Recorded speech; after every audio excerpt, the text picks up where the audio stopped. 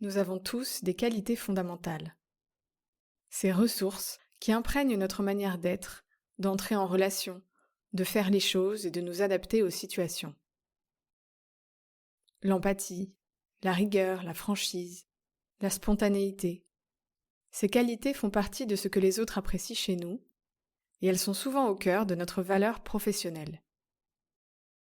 Mais il arrive que nous en abusions, que nous en forcions l'usage jusqu'à l'excès. C'est là que leur part d'ombre prend le dessus. L'empathie devient alors oubli de soi. La rigueur se transforme en rigidité. La spontanéité glisse vers l'impulsivité. Et trop de franchise peut mener à la brutalité. Autrement dit, nos qualités peuvent se retourner contre nous et contre les autres. Ce qui était une force devient un piège, source de tension. Et ce que les autres appréciaient le plus chez nous peut devenir peu à peu un irritant. Comment éviter de tomber dans ce piège ? En développant la qualité complémentaire, le pendant positif de notre piège qui permet de rééquilibrer l'excès.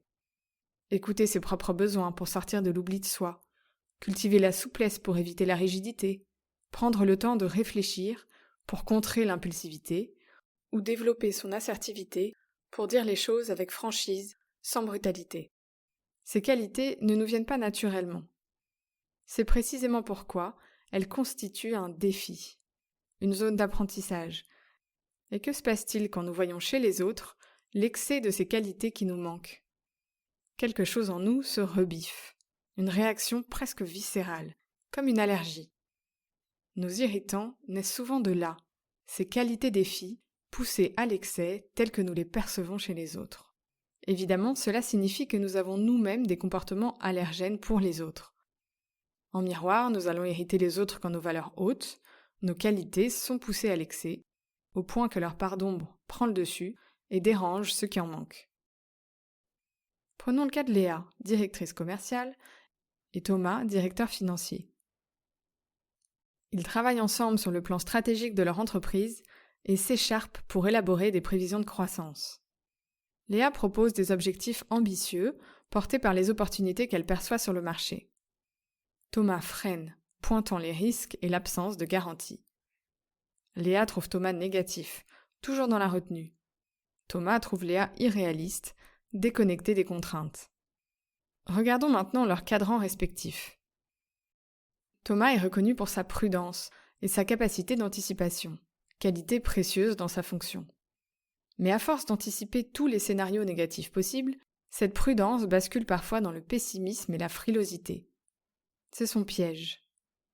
Pour en sortir, Thomas gagnerait à développer son défi, la confiance, l'audace mesurée, oser croire que les choses peuvent bien se passer et accepter une part d'incertitude. Et quand il voit chez Léa cette confiance poussée à l'extrême, cela déclenche son allergie, l'irréalisme, cette façon de faire fi des risques qui lui semble dangereuse. Léa, quant à elle, est reconnue pour son optimisme et sa confiance dans les possibilités, qualité motrice dans sa fonction. Mais à force de se concentrer sur le potentiel, cet optimisme bascule parfois dans l'irréalisme. Elle minimise les risques. C'est son piège. Pour en sortir, Léa gagnerait à développer son défi, la prudence, l'anticipation. Prendre le temps de peser les risques avant de s'engager. Et quand Léa voit chez Thomas cette prudence poussée à l'extrême, cela déclenche son allergie, le pessimisme, cette frilosité qui lui semble paralysante. Chacun, en tombant dans son propre piège, active l'allergie de l'autre.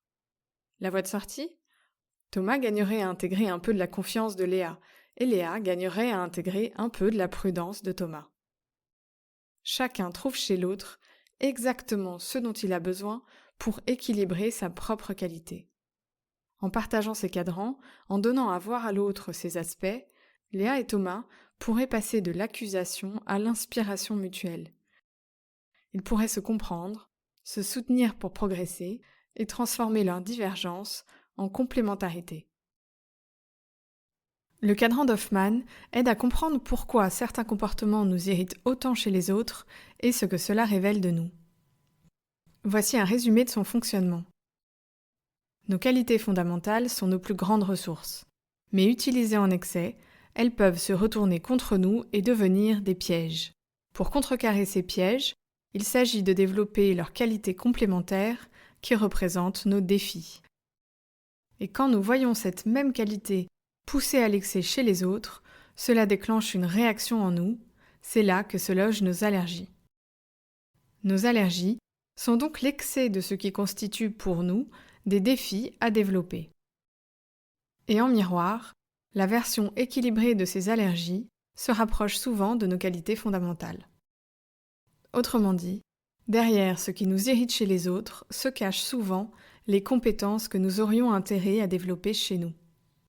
L'intérêt du cadran d'Hoffman dans une situation de tension ou de conflit, c'est qu'il permet de sortir du mode accusatoire pour comprendre ce qui se joue réellement entre deux personnes. Bloomer. Bloomer. Impulse.